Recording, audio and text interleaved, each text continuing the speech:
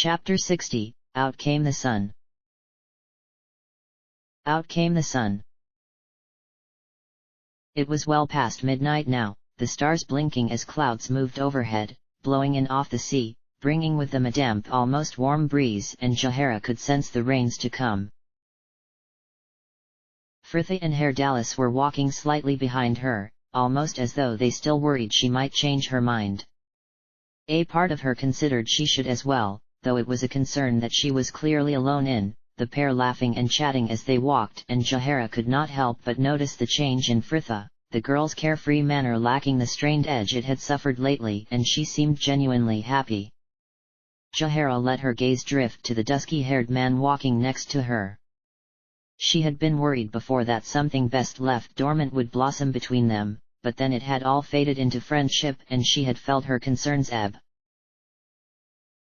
But now, Jahara considered as she watched the girl laugh, dark eyes shining with more than just the reflection of the street lamps.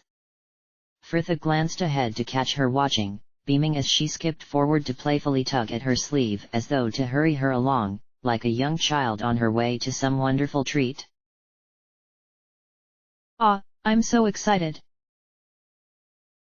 "Frithia, calm down. How can I, when I'm out with my two favorite people and I'm feeling so up?" Frithia sprang onto the low wall next to them, her voice light and full of laughter as she began to sing. "I always flirt with death. I look ill, but I don't care about it. Frithia, get down from there. I can face your threats, and stand up straight and tall and shout about it." "You having fun there, pet?" called a gruff voice behind them, and the three turned to see a patrol of two watchmen paused at the crossroads they had just passed. "I, always," Frithia called back. The guards laughed, continuing their patrol, Frithia humming blithely as she continued her dance along the wall, the tiefling smiling as he turned to Jahara.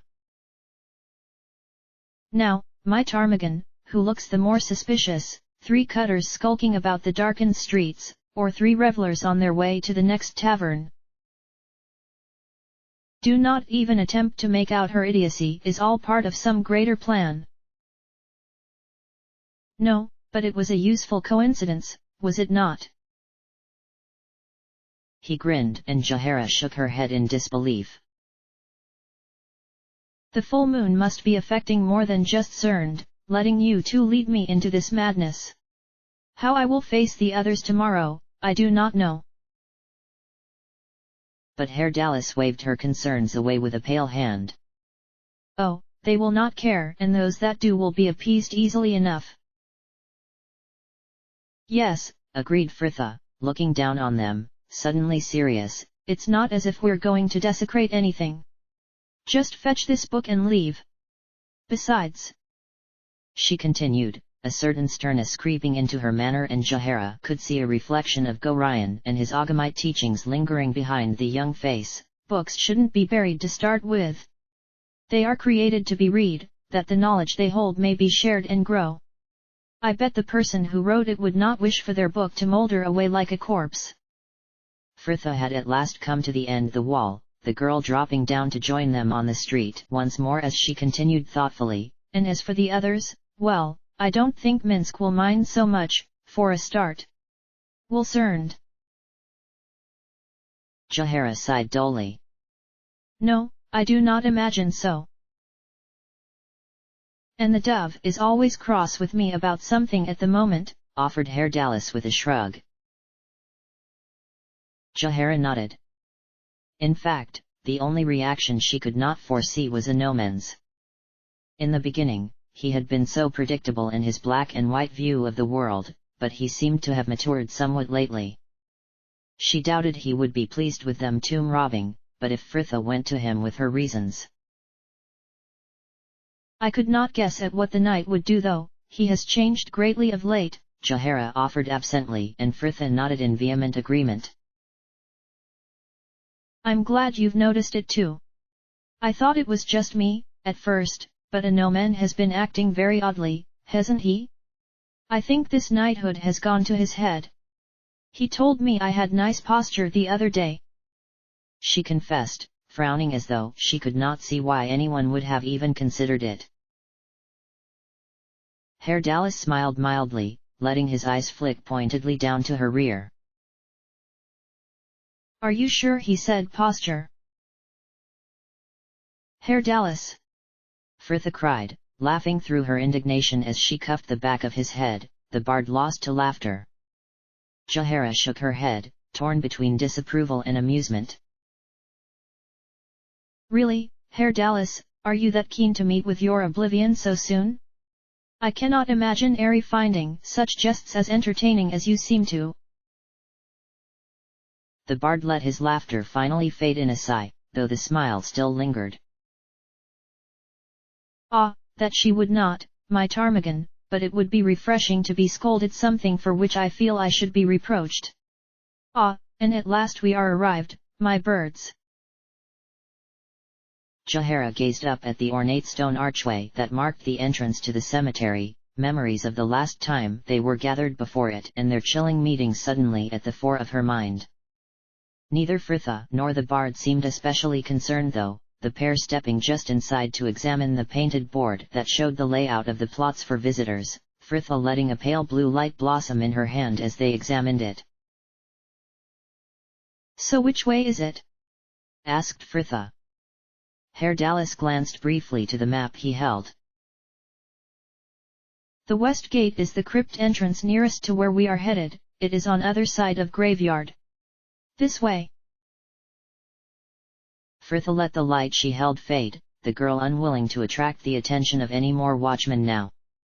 The moon was full though, bathing the place in enough light to make the way, though it was not as brightly as Jahara would have liked.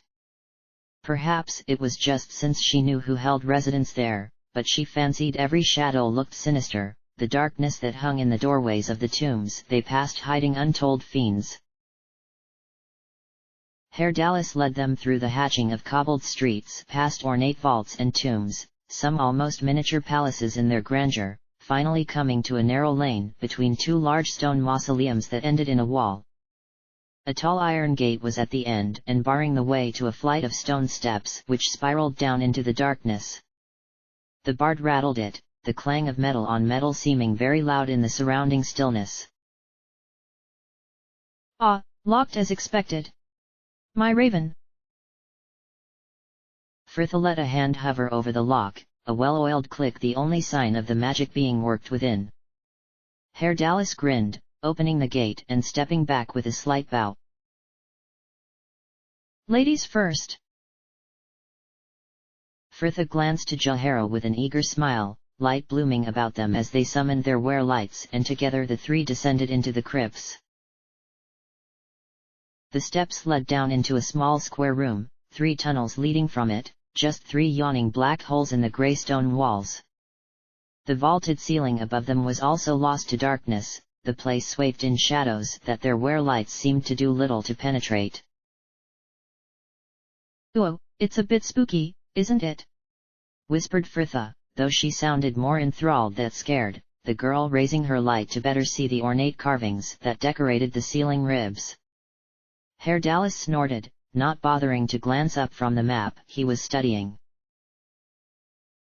"Believe me, a few profitless hours searching and it soon loses its macabre charm. Come, the map points this way." They took the northern tunnel, traveling the maze of passages, the majority of which were lined floor to ceiling with alcoves where bodies both fresh and ancient lay under shrouds in their final rest. The way was slow for the map they had acquired was not the most accurate of plans and seemed to miss off the smaller tunnels and turnings altogether, and with a tunnel in further into the crypts forcing them to backtrack, Jahara guessed it was well over an hour later when they finally reached their goal.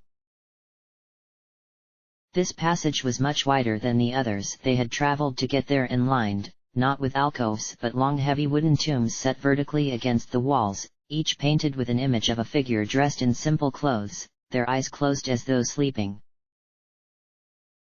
"What are these?" asked Herr Dallas, moving closer to the nearest one. Jahara shrugged, joining him to throw light upon the faded painting of a square-jawed and simple-looking man she placed as some sort of laborer.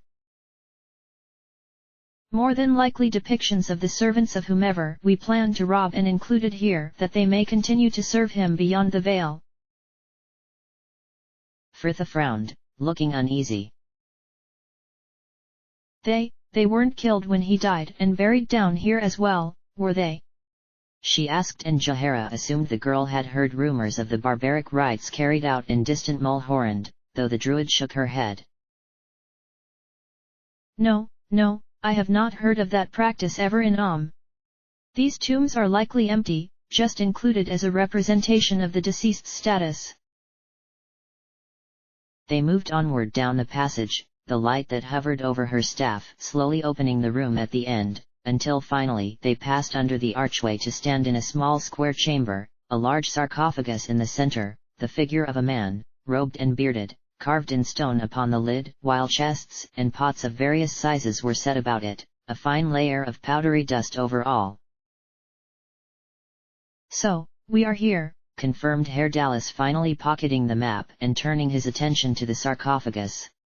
According to Mecrath's notes, the book should be inside the tomb. Are there any traps awaiting prying hands, my ptarmigan? Jahara ran her eye and then her fingers over the stone lid. Nothing physical. Frithha. The girl shrugged. I sense no magic about it. Well, then, said Herr Dallas, rubbing his hands together eagerly and placing them against the lid, there is only one thing left, my birds. He lowered his frame and pushed, Jahara moving to help him, the heavy stone lid grinding slowly back to reveal a desiccated corpse, its skin black and stretched like leather over its bones, tattered fragments of moldering velvet and gold wire, all that remained of the fine red robes it had been buried in. And there, clasped to its chest and still perfectly intact, was a large green tome. Frithha reached in and eased it carefully from its hands to open it. Oh, Thoris. Sorry, came Herr Dallas, glancing back from where he had been leaning in to better examine the body.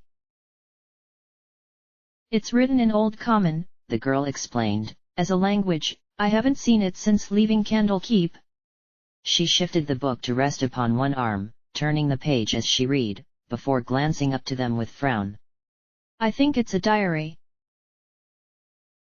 Well, whatever it is, we have it now, said Jahara. You can study it after we return to the inn. Frithha nodded, pushing it carefully into her bag and moving to the other side of the sarcophagus to help the tiefling close the lid, the pair having barely set their backs to it when they heard it. I am not sure this is the correct turning, Corgan.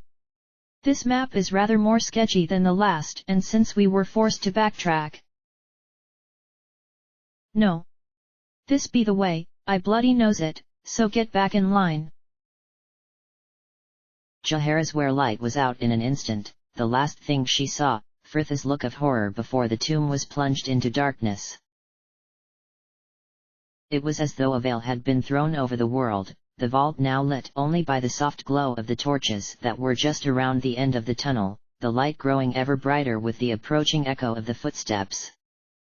Frithha bit back a cry as she felt two firm hands grab her shoulders in the darkness, Herr Dallas suddenly dragging her along the tunnel towards the light, the pair reaching about halfway along before the bard pulled open the nearest tomb to bundle her inside, Frithha just able to make out Jahara doing the same at the coffin opposite before Herr Dallas stepped in behind her and pulled the door closed. Frithha deepened her breathing, trying to hear over the smart tattoo of blood beating in her ears. The tomb was cramped with both of them in there, her face pressed into the bard's shoulder at an odd angle, and she could feel his breath stirring her hair as they waited. The footsteps were growing louder and Frithha recognized the imperious tones of Orma's as the men passed outside. Well, all I can say is that it is fortunate I kept that rough draft of the map Mecrath gave us. Ha, listen to him, Corgan.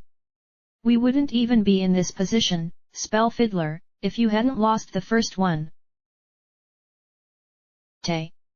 It was not lost and you know it. Those vile thieves! I cannot believe they tricked us like this. We should have realized really, there was no way that girl would have fancied you, Oramas. You. Cease your jabbering, the dwarf cut in roughly, or I'll be silencing ya both for good.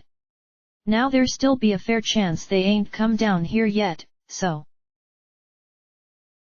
There was a pause to the voices and Fritha suspected they had finally reached the vault, suspicions confirmed but moments later when an almost primal roar echoed along the passage, quickly followed a long stream of curses punctuated by the smash of breaking pottery as Corgan no doubt vented his fury. Arg, those rank bastards! I do the work of ferreting out the blasted book and those plain skulking swindlers steal it from under me. Thrice over their graves I'll be dancing, I swear it. Fritha felt a hand gently squeeze her shoulder, Herr Dallas giving her this brief warning as he set his back against the lid and slowly eased it open, the man slipping quietly through the gap and holding it open for her to do the same. Jahara was already outside the tomb opposite them, the woman carefully closing the lid. But time had taken its toll upon the workings, the hinges giving a disgruntled shriek as she let the lid swing closed the final few inches. Hold, Corgan, I heard something. The uproar in the vault behind them suddenly ceased and before they could even move, a light flared bright. For a moment, the two groups just stared at each other, all ghost-like and drained of color in the flash of brightness the mage had conjured, when Corgan suddenly roared, raising his axe above his head with a wild look, and Herr Dallas had grabbed Fritha an instant later, pulling her after him as he turned to run, the three tearing off down the passageway, the mercenaries in furious pursuit. There seemed little point for stealth now, and Fritha had already summoned a small bead of light for them to see by, the girl on Herr Dallas's heels, Jahara but a pace behind her as the three of them ran. The tiefling clearly had a memory for maps, Herr Dallas hardly even slowing his pace to decide each time they came to a junction, and he recalled the way better than she ever could have. But even he was not infallible, and Fritha soon found herself running down unfamiliar passageways, until Herr Dallas turned into a small chamber and finally they halted. Fritha held her breath, trying to silence her panting and slow the wild beating on her heart after their frantic flight. The room was small and square with a vaulted ceiling just as the entrance hall had been, cobwebs hung like ornate swags above them, a heavy layer of dust over the two tombs the room housed, each carved with a figure, one man and one woman, both clothed in a very old style of dress. The sounds of their pursuers were still echoing in the tunnels outside, but they seemed quieter than before, and Fritha let the hope enter her heart that they had perhaps finally lost them. Herr Dallas and Jahara had slipped into the shadows behind one of the entrance pillars, Jahara calling forth faint light for them to study the map by, the pair trying to place where they were. Fritha kept her eyes fixed on the doorway, moving to crouch behind one of the sarcophaguses where she had a view of the passage they had fled down just moments before, watching the end for the soft glow of light that would indicate they had been followed. But there was nothing yet, the girl turning back to ask the others whether they had found the way out, and Fritha only just managed to stifle her cry to a gasp as she came face to face with a young boy of no more than 6 winters, grubby and gaunt and pale with fear. What is it? Hissed Jahara, the druid starting back with surprise as she rounded the corner of the tomb. By Sylvanus! Goodness, breathed Fritha, still hardly able to believe he was there before her, the girl running panicked hands over his frame, bone thin beneath his simple robes. Are you all right? Are you hurt? The boy shook his head, his eyes suddenly going wide, body tensing as though about to flee. Now, don't be afraid, we're not going to hurt. A scream from somewhere along the passage outside cut her off, Fritha whirling to the sound, though it barely had time to register as a large black shape dropped from the darkness above them to pin the tiefling in a tangle of long spindly legs. Herr Dallas! The child went to run, but Fritha was too quick for him, grabbing his arm, Jahara already upon the creature, swinging out her staff to knock it from the bard, the creature skidding across the tomb on its back only to spring to its feet again as it scuttled back towards them, a cluster of bulbous red eyes glimmering faintly just above its fangs, and Fritha felt herself recoil from just about the biggest spider she had ever seen. Jahara was ready for it though, staff drawn back for the killing blow. One swift thrust to its face and the spider was on its back once more, legs twitching in death, the druid immediately turning her attentions to Herdalis, who was leant back against the wall, clutching his shoulder and looking pale.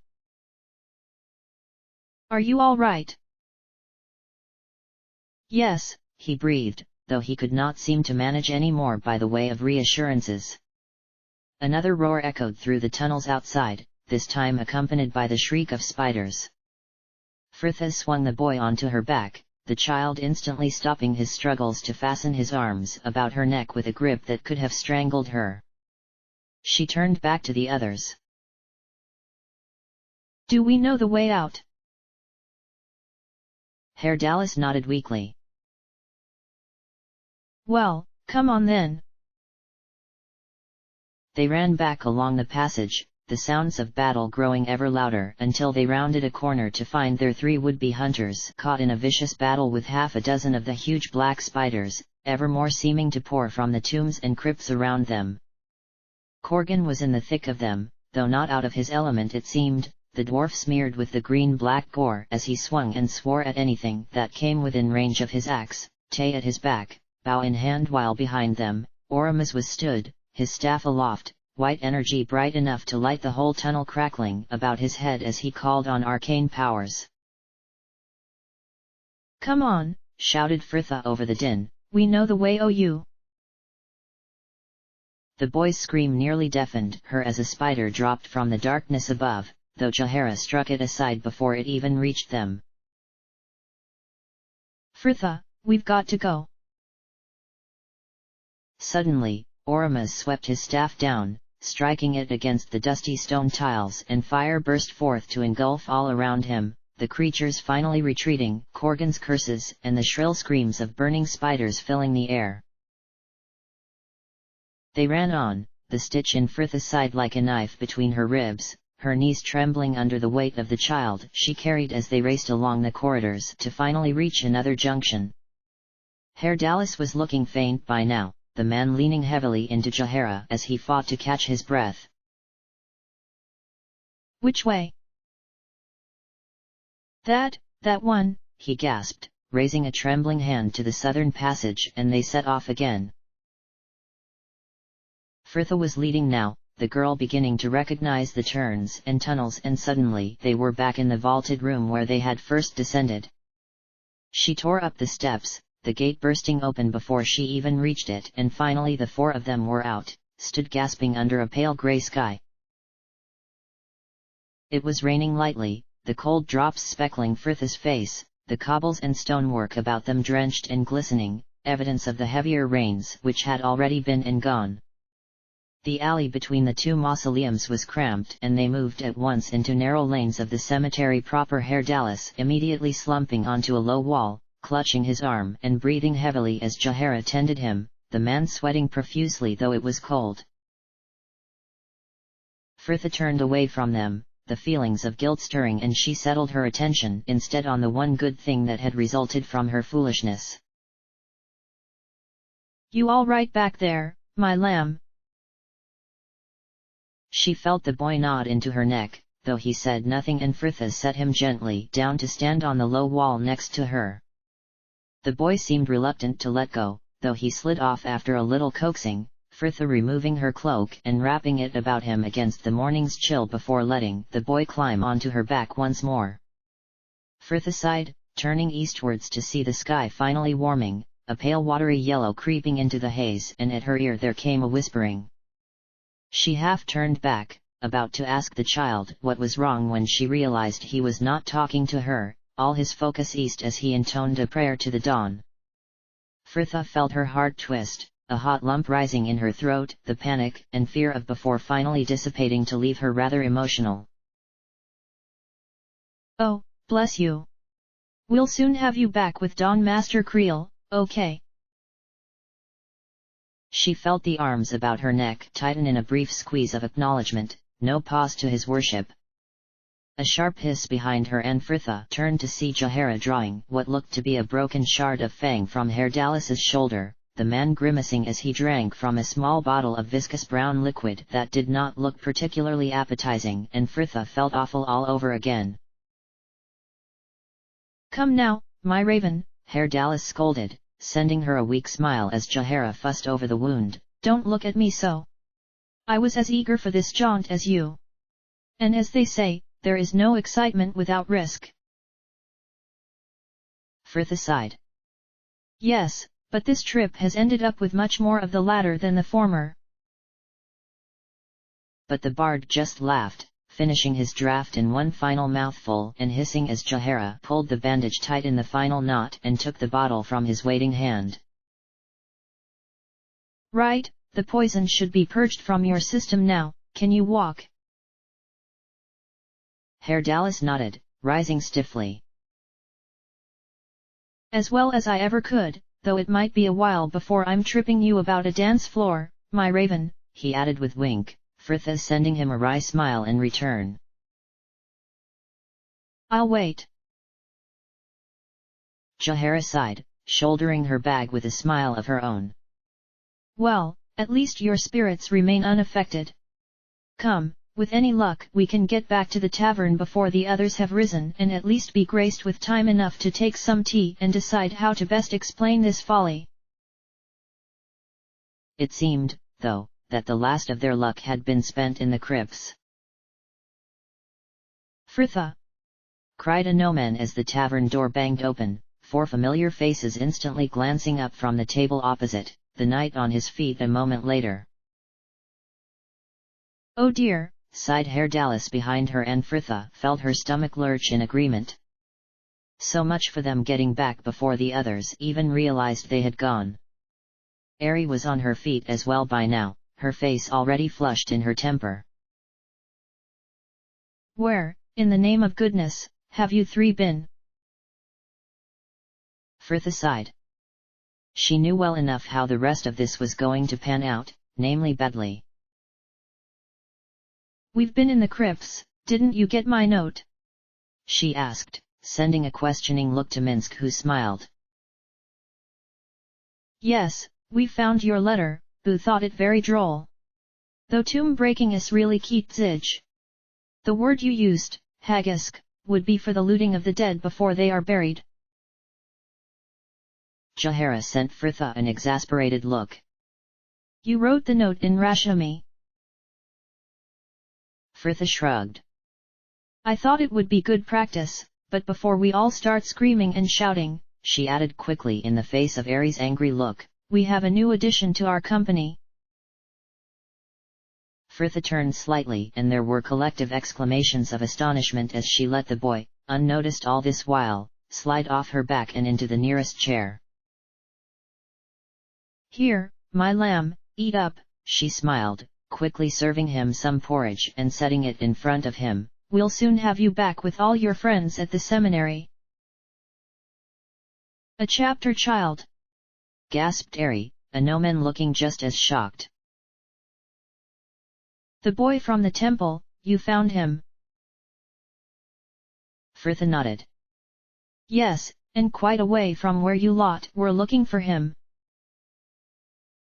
We also ran into the likely cause of the disappearance, continued Jaehaera, glancing to the boy to add, though perhaps it is best we don't speak of that here. What is your name, child? Asked Cerned, sending the boy a concerned look, though he barely glanced up from his food. Don't take it personally, Cerned, he hasn't spoken once since we found him, said Fritha, smiling kindly as she turned her attention back to the child. I'll be back in a moment, my lamb, and then we'll return you to the temple. Okay. The boy smiled tentatively and nodded. Good lad, said Fritha, gently ruffling his sandy hair as she turned to lead the others away from the table to a corner where they could speak without being overheard.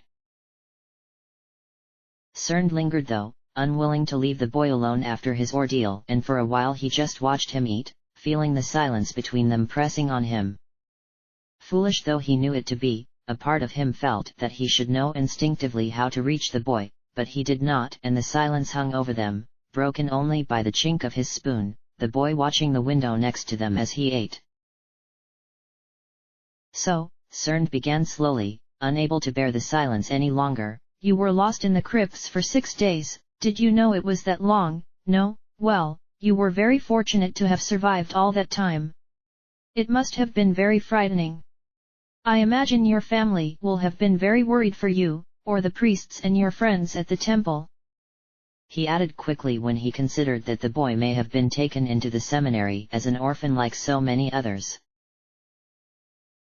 Silence. The boy did not even draw his gaze from the windows. Cern stifled a sigh, just about to give up when Jerem. Cern started, wondering if he had just imagined the barely whispered response. Jerem, is that your name? The boy seemed not to have heard him, his large grey eyes still fixed on the window as he continued quietly, Jerem will be worried. And Petra too. Jerem said we should go into the crypts. He thought it would be fun, show the others how brave we are. We all went, me, Jerem and Petra. There's a hidden way in that the priests don't think we know about, in one of the back rooms in the chapel. We snuck down after lights out, it was dark, we walked along a long tunnel. Petra heard something coming and Jerem dropped the lantern. We all ran but I fell over and hit my head, and when I woke up the others had gone. I found the lantern and tried to find the way out, but I couldn't, and there were things. Things? Questioned Cern. The boy nodded. Like spiders, only really big. I had to stay away from them. But I found places to hide, places where water seeped down and mosses grew. They tasted horrible but I ate them anyway. Cern swallowed dryly. It must have been very frightening, to have been down there all alone. The boy shook his head, finally turning from the window to look at him, his young face solemn and looking much older in the weak sunlight. I was very frightened, yes, but I was not alone. It was like Sister Eleni says, Lathander is always with us. I knew he would send someone for me. The boy paused a moment, considering Cern with an thoughtful look. My name is Mihail. Can I have some more porridge, please? The druid smiled and reached for the pot. Frithia stood, silent and waiting for the uproar to begin. She had just finished her account of their expedition. Her confession that not only had they gone to the crypts, but that they had made enemies of another mercenary group and stirred up a spider's nest in the process had been received as well as she had imagined it would, airy before them now and looking rather imposing for one who was usually so meek, her eyes blazing as she stared at the three of them in a manner rather reminded Frithia of Jahara. So am I to understand that you not only went to loot some tome from the city crypts, but in order to do so you stole the map to its location from a group of violent mercenaries? What were the three of you thinking? Frithia frowned, rather wondering the same herself. Well, we really didn't think they would find out until at least the morning, and not one of us could have predicted this spider's nest. But that you even went in the first place. Stealing a map. Going to the crypts alone. It was so dangerous.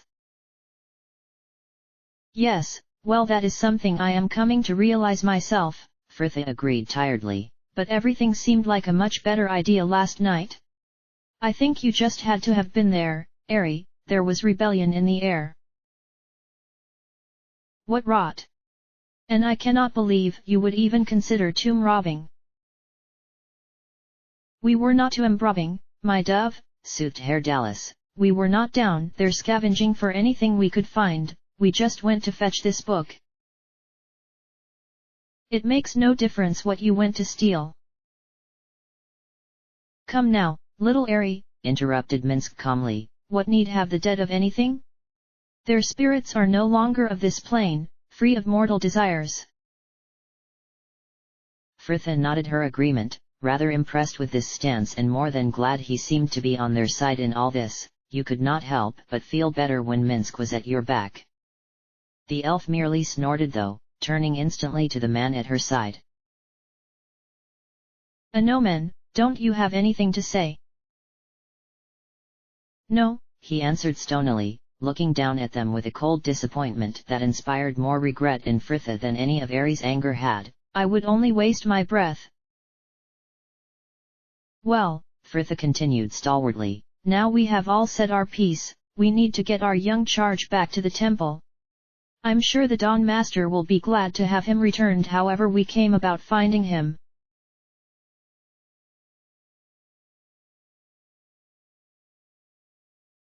Airy adjusted her grip on her staff, the walls about them glistening wetly as her wear-light flickered with the movement, the crypts that had seemed so dull before taking on a whole new fear for her as she imagined the spiders that skittered and chattered in every shadow. How that poor boy must have suffered down there. Fritha had been right. Dawn Master Creel had been overjoyed to find his young charge still alive and unharmed, Mihail walking the way back to the temple between Fritha and Cerned, still wrapped in the girl's cloak and talking quietly with the pair of them as they went. Creel was less pleased, however, once he had discovered just how the child had been found, though he seemed a touch more impressed with Fritha's excuses than Airy herself had been, the girl sternly telling him she would have never gone to the crypts for just any treasure but books were something that should not be buried from the world, the Dawn Master addressing her as Child of Ogma and decreeing that any misdeeds on their part would be overlooked if they would agree to join himself and a group of warrior priests in destroying this spider's nest. And so there they were, walking northwest through the crypts, the walls about them damp as they drew closer to the river, and according to Father Lytham, that section of the vaults had not been used in centuries. Airy let her attention focus on the soft glow of her wear-light, trying to ignore the thought of all that water and stone above, the press of bodies around her merely intensifying the feeling. With their group and the Lathandites as well, they numbered 12, a dozen people hemming her into that dank endless tunnel. How it would be if fight were to break out there. Bodies all pressing in, the noise and the confusion of the battle engulfing her, and Airy was forced to deepen her breathing as she felt her panic rise. The man at her side glanced to her but said nothing. Herr Dallas had led them back to where he, Fritha and Jahara has first been attacked, the fire-scorched walls the only trace left of the mercenaries they had wronged, and from there, they had continued northwards towards the river, following Mihail's tales of water and, more recently, the trail of webs. Airy let her eyes wander to the man next to her, the glow of her wear-light highlighting the scars along his cheeks. She had learnt later that Herr Dallas had been injured in his flight from the crypts, and she could tell by the way he was holding his arm now that it was still a source of some discomfort. She knew, though, that since their quarrel he would not be the one to ask for her aid, and Airy had to keep reminding herself she was cross with him as she fretted and frowned and almost offered to help anyway. She watched as he shrugged his bag into a more comfortable position, wincing slightly as he did so, and Airy finally relented. Here, let me look, she sighed, a hand already moving towards him, though he shifted slightly, suddenly just out of reach. It is fine, my dove, Jahara tended it earlier, besides, it was no more than I deserved. You know I would never wish for you to be hurt. Airy snapped, stung that he was being so cool with her, especially when it was he who was in the wrong. I just cannot understand how you did not see the danger in the first instance. Herr Dallas sighed. Yes, it was very foolish, I will admit. I was so worried when I awoke in the morning and found you were not in your room. Well, I am sorry for that, it was not my intention to distress you. A pause, the elf watching him carefully from the corner of her eye. You are always out drinking with Fritha. Herr Dallas smiled, a strange mix of roguish and tired to the gesture. Ah, now that you will not make me regret, my dove. Ari frowned, feeling cross and anxious. Why do you spend so much time with her? Because she needs the company and I for one enjoy it. We have a laugh together. He offered with a careless shrug, perhaps implying that lately they did not, and Ari felt her indignation peak. A laugh? Is that what you would call theft and crypt breaking? Well, you must admit it served as ample distraction from her troubles. Oh, so all this idiocy was for Fritha's benefit. Do not blame her in this, Ari, he cut in, unusually firm. Stealing the map, going to the crypts, they were both my idea. You always do that. You always take her side. Ari hesitated, wondering if she even wanted to know the answer as she asked, Do you like her, Herr Dallas? He sent her a very stern look. Very much. But if you are asking if my affections run deeper, Ari, then perhaps it is not my regard you should be questioning.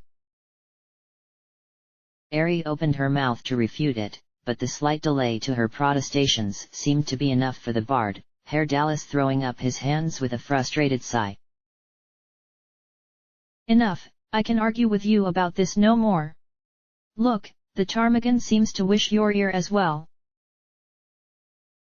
Ari followed his nod to find Jahara sending them a curious look, and by the time she had turned back to the bard he was no longer at her side, the man dropping back to walk at their rear, almost lost in the gloom. So, you and the tiefling are on your usual good terms? Ari glanced back at the voice. Jahara had fallen into step with her, though her eyes remained forward, alert as she scanned the shadows about them. That is none of your business. Ari snapped sharply. Then perhaps you should refrain from airing your grievances so stridently and keep it that way. Ari felt her jaw tighten, the embarrassment merely fueling her temper. I feel my grievances are more than justified under the circumstances. The pair of them off tomb robbing of all things, with little care as to their own safety or the dishonesty of such acts, and I cannot believe you went with them. But Jahara seemed unruffled by this accusatory stance. I hold up my hands, I did. But are you still truly so angry about that, or is it that Herr Dallas and Fritha once again skipped off on some jaunt without you? Ari was suddenly glad for the gloom as she colored fiercely, she could hardly believe the druid's cheek.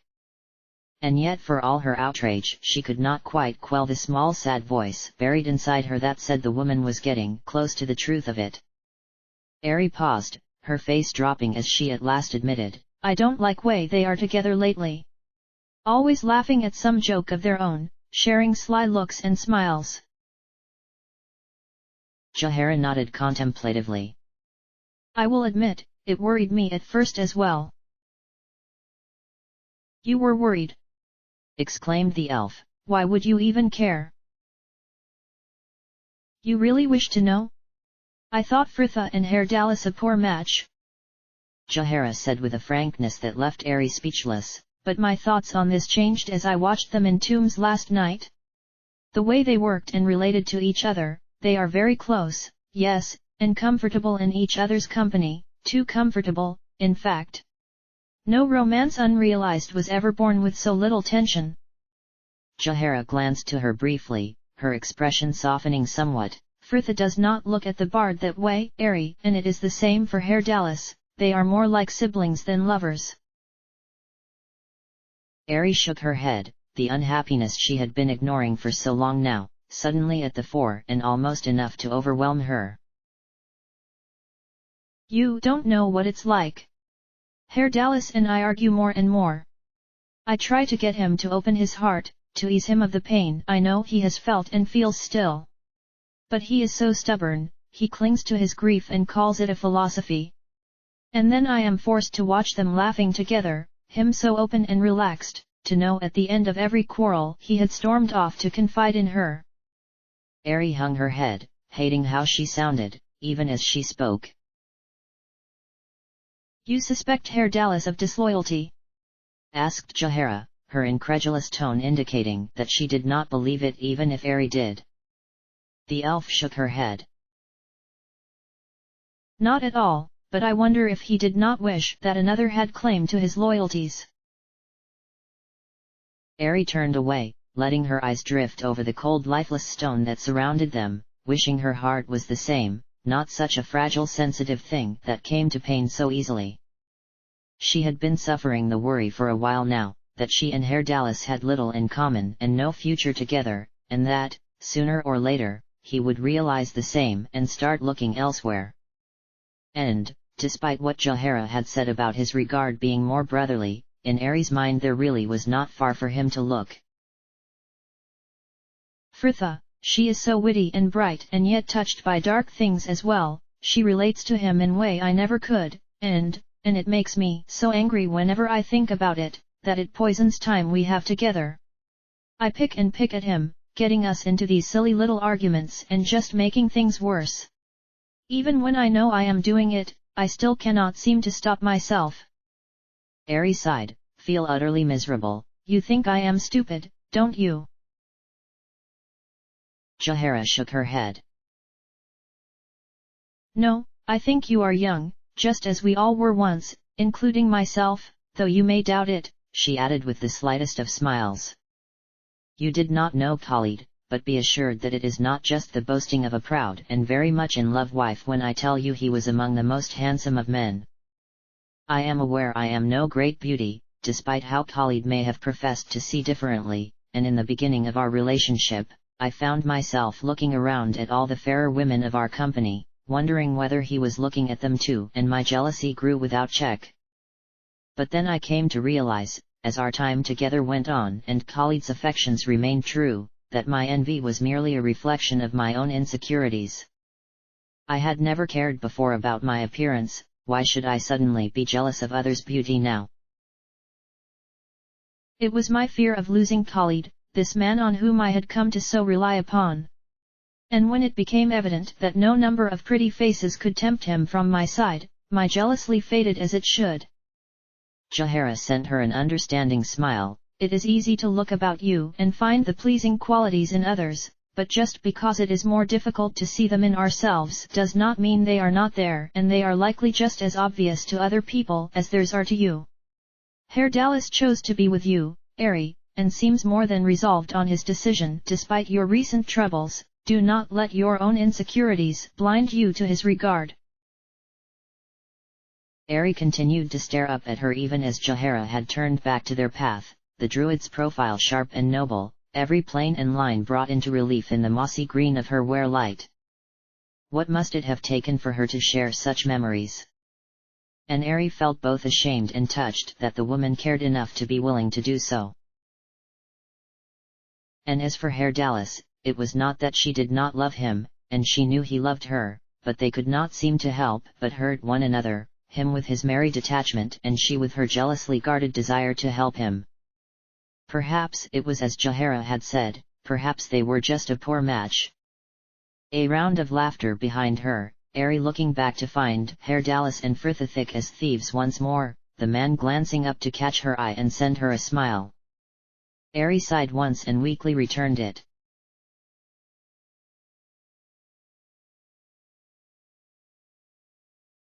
Fritha watched as Herr Dallas threw up his hands and turned on his heel, another fight with Ari driving him past priests and knights to the back of their group where she had been walking alone, and the girl sent him a commiserating smile.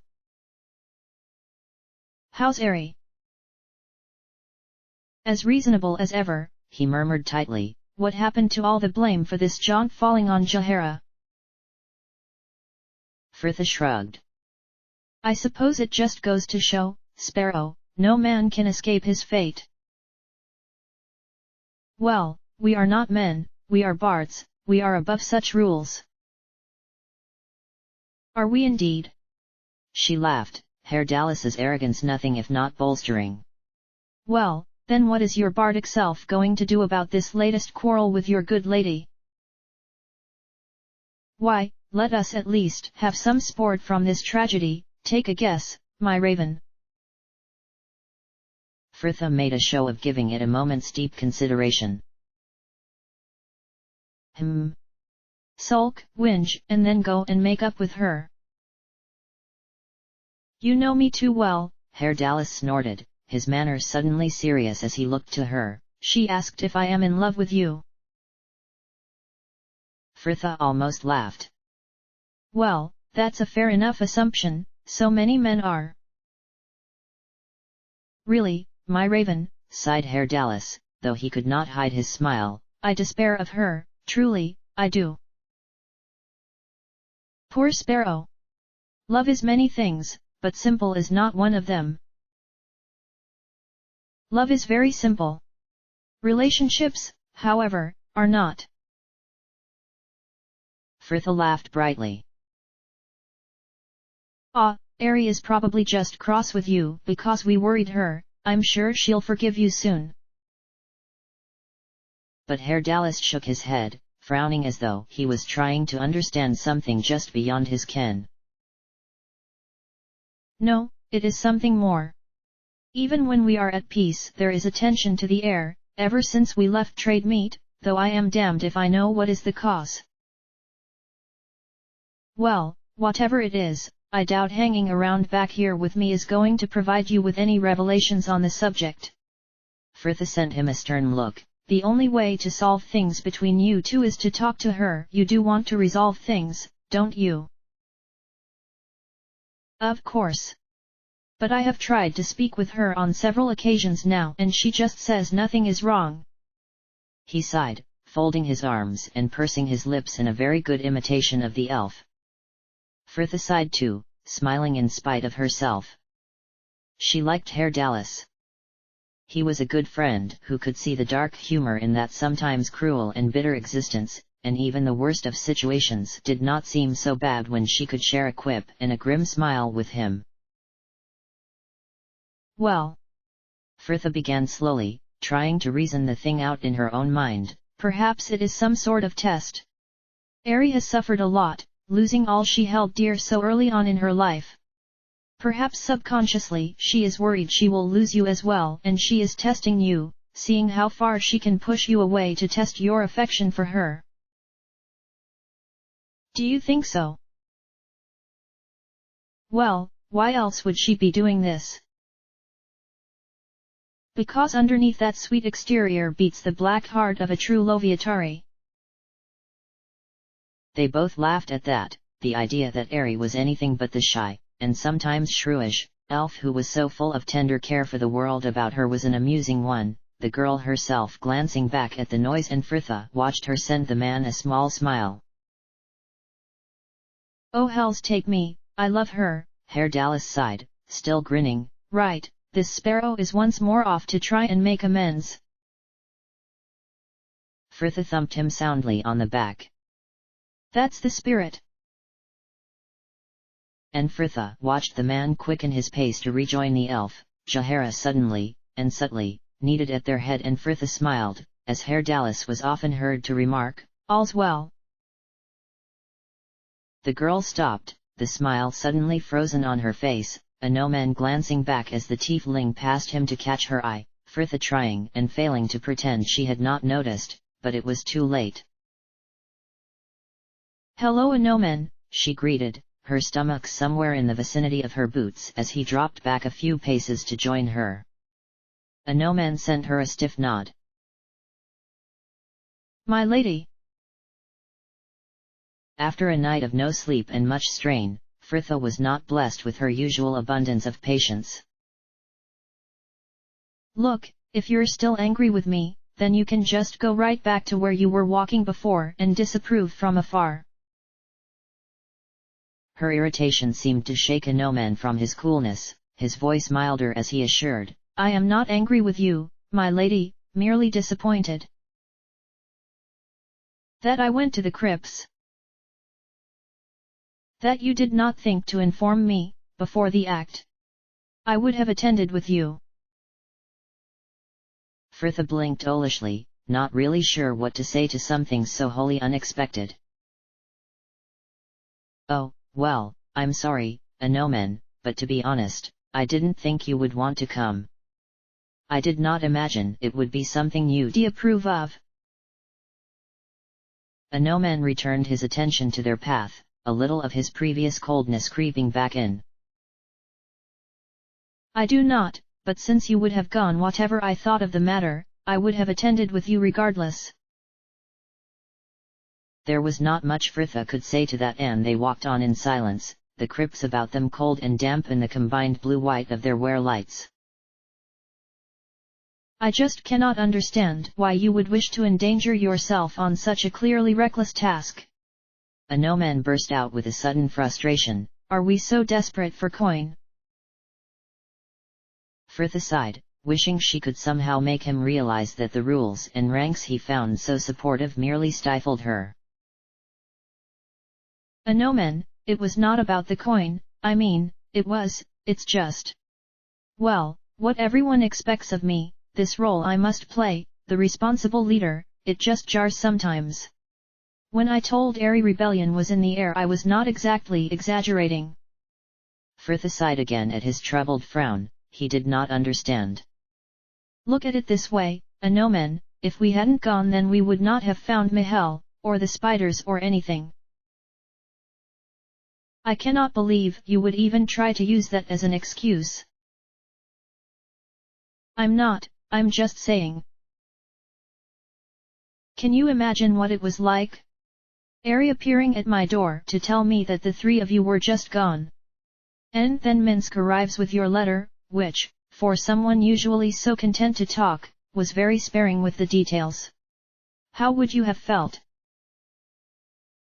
Frithha paused a moment, putting herself in his place, stood there before an undoubtedly distraught Airy, Minsk appearing with a letter that explained that 3 of their group had disappeared off to the city crypts.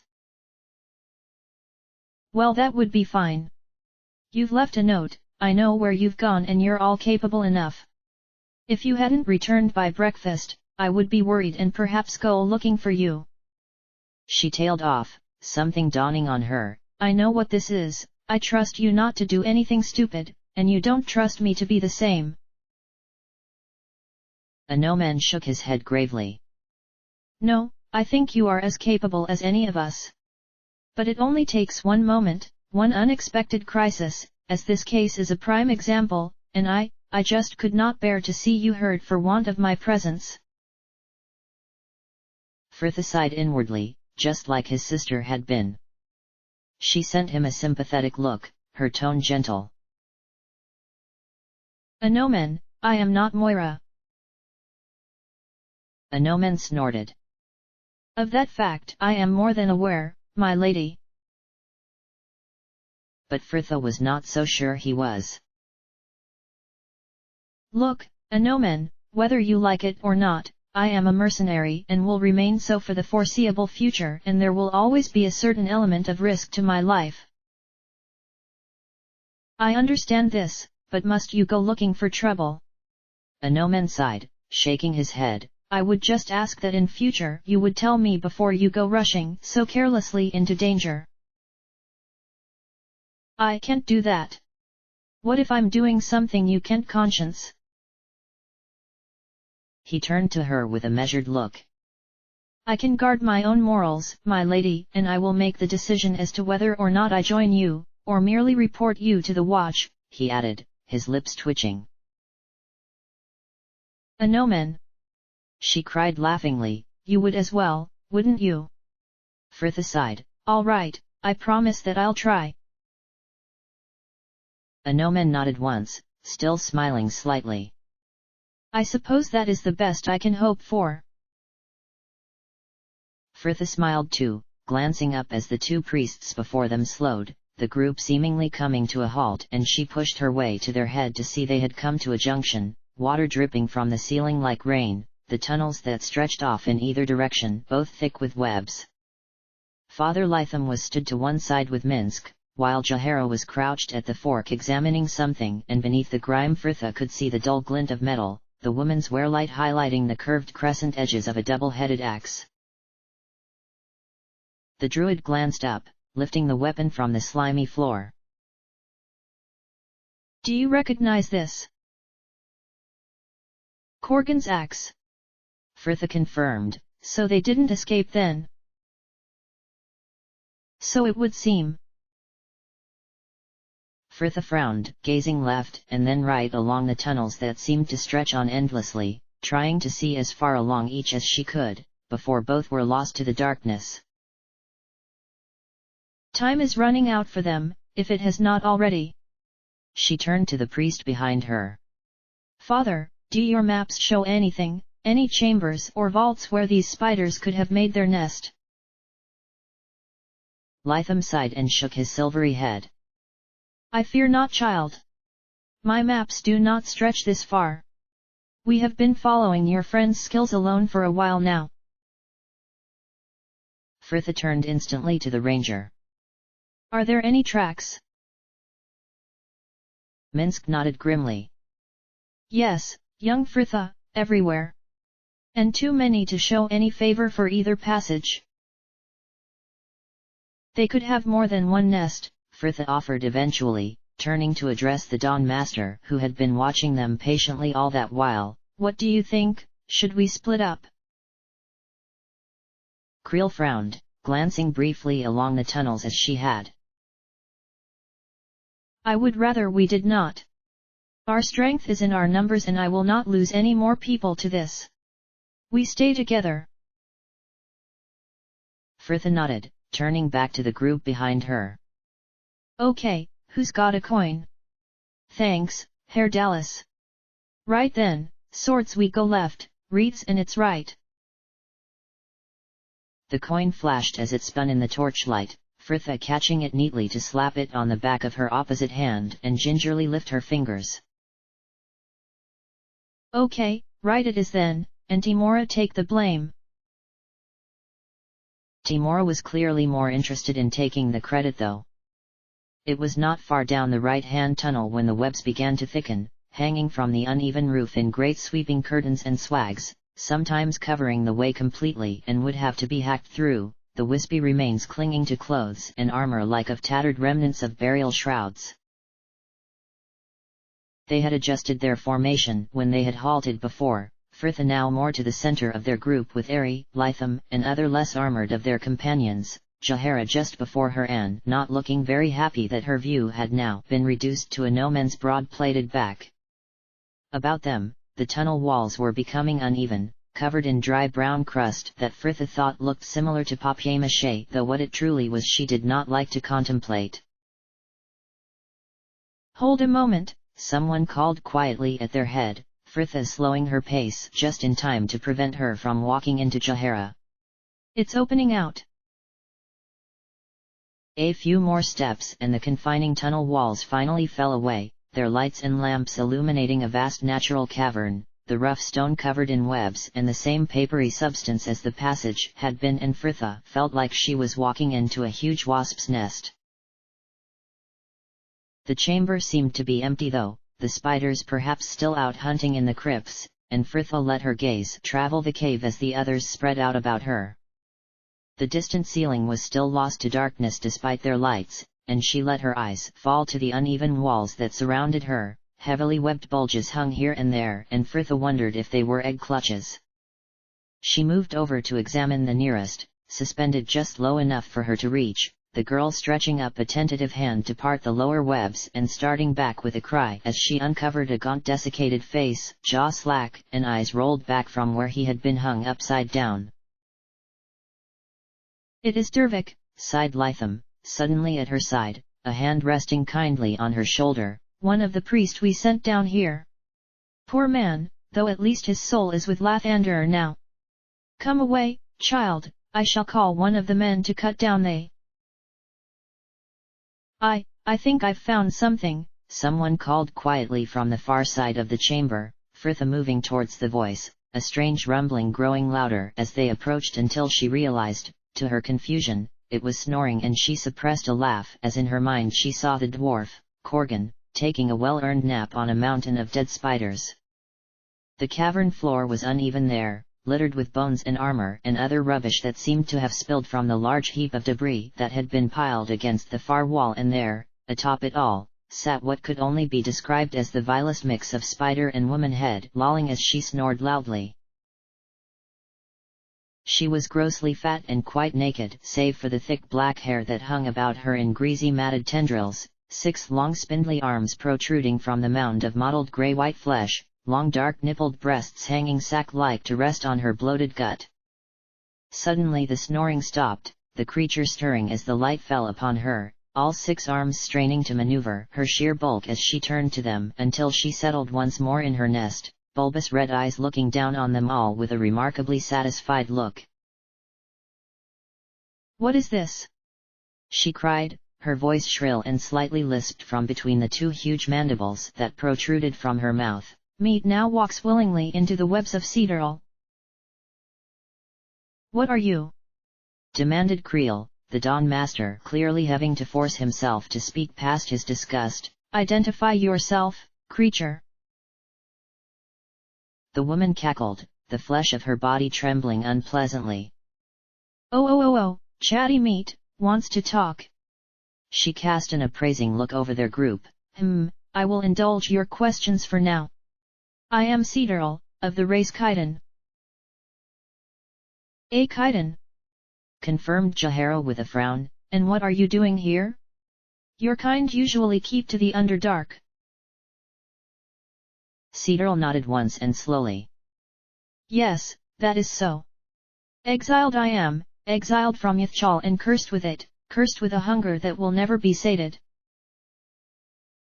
"It appears you have been making a worthy attempt to, though," muttered Herr Dallas.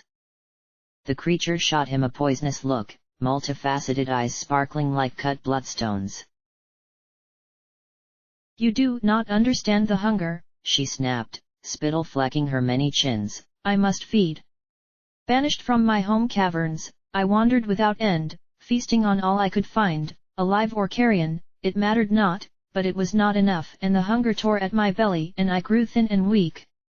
I was nearly dead when I stumbled upon the crypts beneath your city, and in my desperation I cried out to my brothers and sister-in-law, and to my salvation, they came, gathering from the caverns that stretch far outside the boundaries of your city.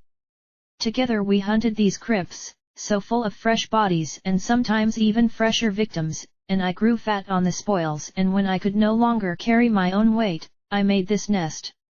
Here, I sit, matron of my family, as my spiders comb these tunnels, sometimes even braving the world above to bring me meat." Cedarl smiled, triumphant in her foulness, revealing a mouth of uneven yellow fangs. "Exiled me they did, thought to punish me, kill me. Ha! I have a new family now and a new home too, and I grow fat and happy in my nest." Creel seemed to swell with her elation, the Dawn Master throwing his hand and the mace it held out at her, his face a picture of righteous fury. "Your spiders are an unnatural plague here, and they have preyed on their last innocent. By Lathander's light, your monstrous existence ends this day." "Is that so?" Cedarl cackled, letting her eyes flick pointedly upwards, Firtha following her gaze to the distant cavern roof, dark with the same shadows that swathed the rest of the crypts. When her wear-light caught the faint glimmer of clustered red eyes, and she realized to her terror that the darkness there was no mere absence of light, the cavern roof rippling with the blackness of scores upon scores of huge black spiders. Firtha heard herself gasp, Jahara's curse and Ares' choked cry sounding somewhere behind her as they no doubt noticed the same, and at her side Anomen glanced briefly to her reaction, his eyes unable to make out the horror that was just an instant away. The Kaidan smiled, her fangs glistening wetly. "Attack! Kill the meat!" And suddenly the cavern descended into chaos, the air filling with shouts and screams as dark shapes dropped from the shadows above them, all tangled legs and yawing fangs. Cedarl screeched encouragements echoing overhead. Anomen swore, scooping Firtha under his shield as one of the creatures lunged from the darkness above them, the spider scrabbling against the cold metal curve before he managed to throw it off. The creature now sprawled beneath them, all 8 legs flailing, though Fritha was already upon the thing, stabbing her sword through the spider's unprotected abdomen, others closing in about them, ready to take its place. Their group had been scattered, Dallas, Jahara and one of the warrior priests hemmed against the northern wall and almost overwhelmed in the sea of spiders that surrounded them. Others of their company reaching the shelter of the tunnel mouth, Ari and Lytham stood behind Cerned and the other two warrior priests, working furiously to call forth their magics as the men held back the horde. A deep sonorous groan filled the chamber, Lytham holding his hands aloft as he chanted, and it was as though the ceiling above them had cracked open to the midday sky, spiders shrieking as the cavern was suddenly bathed in glorious yellow light, Cedral shying from it even as she screamed to them. "No, my siblings, ignore the others, get to the spellcasters." "To the witch!" roared Creel, Minsk taking up the call, the pair of them battling their way through the spiders that surrounded them to reach Cedar's nest, the men slowly climbing the pile of bones and refused to get to the creature herself. She was more than ready for them though, her 6 spindly arms bearing an assortment of weapons, her varied arsenal seemingly made up of anything she could find. A pair of rusted swords, a broken dagger, a small buckler and what looked to be a sharpened thigh bone, all being wielded with a coordination that was staggering. The two men kept off balance and at bay on the shifting debris. Fritha ducked, a no-man bringing his shield around just in time to take the spider from the air, a single swing of his mace making sure it did not move against them again. Fritha already turned and intercepting another that had just made a lunge for his back. Clawed front legs held high, the girl lopping both off in a single swipe to send them scattering across the floor, still twitching where they lay, the creature itself soon to join them. Jahara parried the stab to her legs, angling her staff under the spider to make thrust at its thorax, Dallas hacking down another with an uncharacteristic viciousness, and she wondered if he was not taking his revenge for his previous lack of vigilance. The woman sending a nod of thanks to the man on her other side as the Lathendite, Hagos, took another out of the air above her with a sweep of his sword. Jahara swung out again, her staff connecting with a head this time to send another spider reeling. They were holding their own but just barely, and she knew that at this rate it would not be long before they were overrun, thoughts that were being shared by another across the cavern. Cerned knocked one creature back with his staff, only just whirling in time to guard against an attack by another, the priest next to him constantly in motion using shield and mace in perfect unison as the pair of them fought to hold the tunnel, the spiders that surrounded them stretching as far as he could see, some climbing the walls around them to drop from above, and it was all they could do just to hold their position. Though with seemingly limitless enemies and fatigue creeping, Cerned knew it would not be long before they were overwhelmed. It was already beginning to happen, the druid glancing behind him to check on their casualty, the priest laying out in the tunnel behind them, the man convulsing as the poison took effect, Lytham trying to force some tincture down his throat. But that could not hold his attention long, Cern's gaze drawn in avertedly to Ari, the girl stood eyes closed, her hair moving about her as though stirred by some ethereal breeze, and the druid could almost taste the ozone to the air as a huge ball of burning light began to build between her hands. "Get down!" he shouted, the Lathendite at his side just heeding him in time, the backlash as she released it nearly knocking Cerned flat, and the cavern was at once illuminated in flicking firelight, the swarm of spiders before them suddenly ablaze, those not dead shrieking as they scattered wildly. Cedar's scream drowned out them all though, her rage-twisted face lit by fires of her burning brethren. She lunged for the two men, no more on the defensive, her arms weaving in a furious dance as she pressed for an opening to strike out at them. Minsk lunged forward to make an attack of his own, managing to dodge the sword that was swung at his head, though her dagger was another matter, the broken blade sliding under his paw drawn to score the flesh beneath, the ranger roaring as he swung his sword up to take off the arm that wielded it at the upper elbow, Creel sweeping two other arms aside with his shield to send his mace smashing into the back of her skull. Her final scream echoed about them, a tocsin for the remaining spiders, the creatures suddenly scattering, panicked and instinctive, scuttling up the rough cavern walls to disappear into unseen cracks and fissures, Ari and the others at the tunnel having to duck, a sea of writhing black pouring overhead as others escaped into the crypts.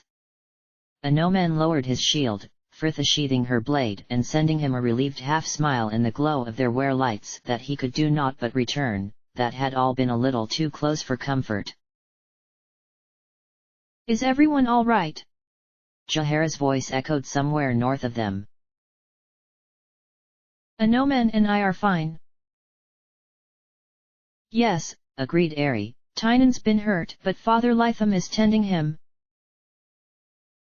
"Minsk and I are unharmed," confirmed Creel, the man moving unsteadily down the pile of debris, the ranger just behind him and the rest of their company gathering to join them at the foot, the wounded Tynan still looking a touch groggy, supported by Lytham and another of his Lathendite brothers. Creel sighed, sheathing his mace as he gazed at the carnage about them, his eyes lingering a moment on the bloated corpse of the Khitan, that now lay slumped and still atop her throne of filth. "And so it is over. It is my deepest regret that we were not in time to save my brothers from the temple, though at least we are able to give them a proper burial." "So what now?" asked Frithha quietly.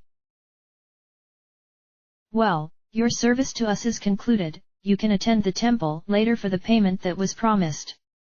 As for us, we will take a torch to this place and send more warriors down for any remaining spiders, that their mistress is dead should weaken them greatly, and I have hopes they will return to the caverns that were originally their homes." "Here! Ya lot!" shouted a rough voice, echoing about the cavern and making it all the harder to find the source, each of them turning this way and that, lights finally falling upon two cocoons hung at about head height on the southern wall, both tightly shrouded in webs and struggling violently. A face had half emerged from one, bright red from the effort, stray webs clinging to his long beard. Ya lot! Cease your jabbering and get me down from here!" "Corgan!" cried Frithha, seemingly overjoyed at finding their would-be murderers, the girl gingerly picking her way over to them through the charred corpses of dead spiders that littered the floor. Behind her, the others dispersed, the majority of her own group moving to join her, Minsk and Creel remaining where they were to continue their talk, while Cernd moved to help the priests cut down and examine the other bodies. "Ente too," continued Frithha cheerfully as she reached them, her wear-light illuminating the cavern wall in icy blue. "You're alive." "Yeah, no thanks to you," the man snapped, Herr Dallas slowly shaking his head and tutting like a disappointed tutor. Now, Burke, the key to staying with the living is knowing when to fight and when to flee.